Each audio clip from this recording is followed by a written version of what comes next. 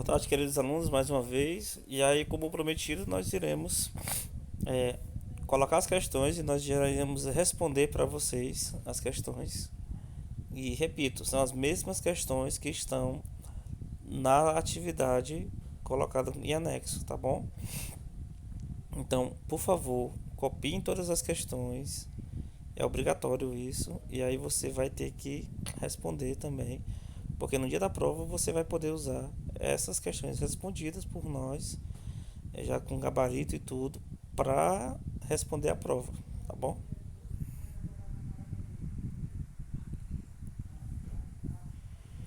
Tá? Primeira pergunta: o que é o relevo terrestre? Tá? São as formas do terreno que percebemos na paisagem e essas formas, né, constituem o que nós chamamos de relevo. Então, o que é o relevo terrestre? As formas do terreno que percebemos na paisagem, tá bom? Essas formas constituem o relevo. Então, acho que ficou muito claro, né, durante a explicação, um conceito muito fácil de você perceber, ok?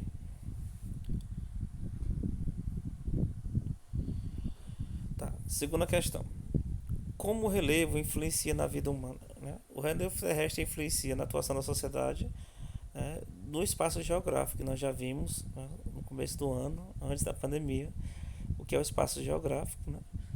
Que são os elementos naturais e também artificiais é, que compõem o espaço geográfico, tá bom? E aí nós podemos citar, eu dei esse mesmo exemplo na aula anterior, sobre é, na construção de ruas, de prédios, né, do planejamento urbano que a prefeitura faz, que os estados fazem, na abertura de uma estrada. Tudo isso tem que ser, tudo isso, todas essas construções tem que levar em consideração o nosso relevo, que pode facilitar, algumas vezes facilita, né? E algumas vezes dificulta. Não sei se vocês já foram no Ceará, mas entre o Piauí e o Ceará tem uma serra chamada Serra Grande. Olha, é grande. Então, é muito íngreme para você acessar lá. Você tem que dar muitas voltas na serra para chegar até o topo, que é a cidade de Tianguá. Então, é uma coisa que dificulta o acesso. Se fosse um plano, né, você chegaria muito mais rápido na cidade lá de Tianguá e depois passando para Viçosa, né, no Ceará. É, então o relevo pode facilitar ou pode dificultar. Se você tem um relevo muito inclinado, por exemplo, como lá, você tem uma dificuldade maior para subir, para chegar a um certo lugar. E às vezes o terreno é muito plano, facilita, as BRs ficam mais retas, tudo porque o relevo facilita, tá bom? O que são montanhas, tá? As montanhas são as formas de relevo de maior altitude que nós temos, né, no mundo, e suas encostas são íngremes, ou seja, bastante inclinadas, tá? Então, o que são as montanhas? São as formas de relevo de maior altitude e de encostas, né, íngremes, bastante inclinadas, tá bom? É fácil o conceito. Como se chama um conjunto de montanhas? Cite o nome de uma delas. E aí eu falei para vocês gravarem bem esse nome, tá?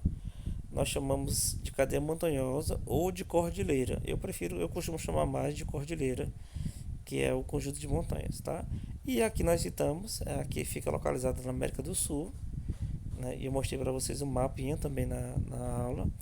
É a Cordilheira dos Andes, né?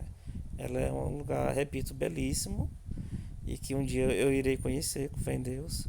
Levo vocês se eu tiver dinheiro. E que é, é um exemplo muito próximo da gente em termos geográficos dessa cadeia de montanhas. Qual a diferença entre altitude e altura? Eu expliquei para vocês também na aula. A altura é a dimensão de um corpo de sua base para cima, ou seja, do início do corpo até a parte de cima. Já a altitude tem uma relação com o nível do mar. Então, o nível do mar é o nível zero e o corpo, né, o topo do corpo que está a medida, aliás, utilizada é em relação ao nível do mar. Então, sendo que o zero, né, é o nível do mar. Então, quanto mais acima do nível do mar, maior a altitude desse corpo.